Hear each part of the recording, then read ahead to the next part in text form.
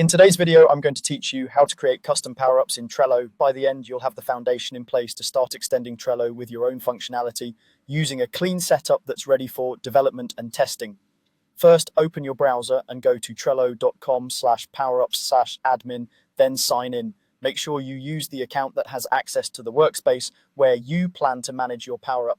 If your team uses multiple workspaces, double check you're in the right one before continuing. This admin area is where you'll manage everything related to your power-ups, so it's a good page to bookmark.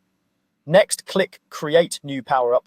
This button starts a new entry in the Power-Ups directory for your workspace. Think of it as creating a shell or container that you'll later connect to your code.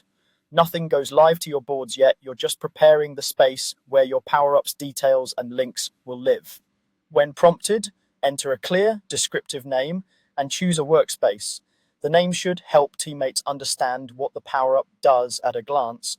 For example, pick something that reflects the feature or workflow you're enhancing rather than a placeholder. Selecting the correct workspace is important because that determines who can see and manage the power-up as it develops. If you collaborate with others, ensure they have the right permissions in that workspace so they can help test and iterate with you. Now, set up a simple web page to host your power-up code. Every Trello power-up loads content from a web address, so you need a publicly accessible page that Trello can reach.